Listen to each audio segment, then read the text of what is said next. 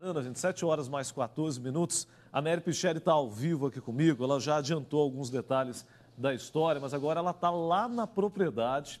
A Rede Massa é a única emissora que está mostrando ao vivo essa notícia direto, então, da propriedade. Ô, Mary, eu juro para você que até agora estou sem acreditar de que esses ladrões foram capazes de fazer isso, né? Trabalhar que é bom, velho ditado, nada, né?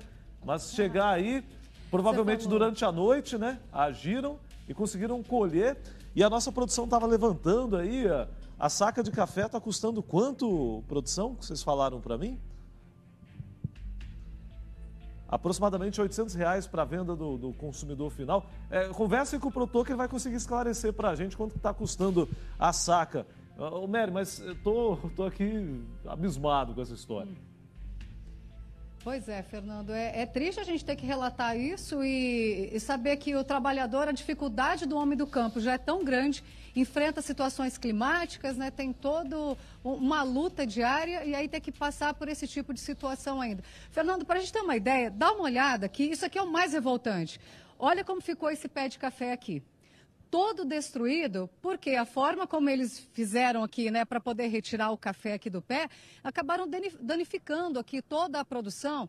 E até o seu Antônio, que é aqui, né, o trabalhador que teve esse prejuízo imenso, ele deu detalhes dessa situação, o que isso daqui pode prejudicar. Porque a gente tem, por exemplo, essa produção desse ano prejudicada, né? 30 sacas de café, ele vai falar para a gente o prejuízo que ele está tendo dessa situação. Mas esse fato aqui vai acarretar num prejuízo futuro, Fernando, para as produções dos próximos anos. A nossa equipe teve ontem à tarde aqui conversando com o seu Antônio Craco, mas a gente veio aqui agora de manhã, Fernando, para poder mostrar a propriedade. Você sabe que o trabalhador rural, ele pula cedo, e o seu Antônio estava aqui, já dando aquela olhada, e a gente vai, então, aproveitar para falar com ele ao vivo, aqui direto do sítio São José, fica às margens aqui da rodovia Ayrton Senna. Seu Antônio, uma situação difícil, ontem o senhor já conversou com a nossa equipe, mas, né, gentilmente aceitou conversar com a gente nessa manhã ao vivo, uma situação que entristece o coração do produtor, né? Bom dia. Bom dia. Deixa a gente magoado, né? Porque ver num dia o pé de café bonito, carregado, e no outro dia destruído, quebrado, é muito revoltante para a gente, né? Sim. Porque a gente luta para fazer um pé de café bonito, que dá muito trabalho, é caro, e vem uma pessoa, destrói. Sim. Ô, seu Antônio, como que o senhor percebeu que estava acontecendo isso? Que foram duas noites seguidas, né? Como que foi a situação? A propriedade se divide em duas partes aqui. Como que o senhor percebeu que estava acontecendo e que os criminosos estavam agindo aqui? Foi nessa aqui e na do Vinícius, que é ao lado ali, né? Eu vim aqui cuidar dessa, durante a noite, né? Eu vim cuidar delas. Aí 2 horas da manhã eu estava indo embora. Quando eu deparei com alguma coisa estranha na lavoura. Aí que eu cheguei perto que eu vi que era eles, né? Aí eu acionei a minha esposa para ligar para a polícia, porque eu estava no meio da roça. Ligou para o pessoal e até que eu voltei lá e já tinha escapado, sumido. Foram rápidos, né? Fugiram. Eles fugiram, acho que perceberam, né? Foram rápidos. Mas deixaram um rastro para trás. Peneira, sacas de café, acabaram deixando algumas coisas para trás no momento da fuga. Deixou peneira, saco de café cheio, abandonado na pira da pista. Tá? Eles jogaram capim em cima para tentar esconder. Sim. Mas deixaram. Dessa vez eles não conseguiram levar. Prejuízo. Oi, Fernando, pois não. Só para a gente que é leigo no assunto aqui ter uma ideia, a gente fala em 30 sacas, mas isso dá o quê aproximadamente? Dá um carreador? Quanto que dá isso aí? Só para a gente entender.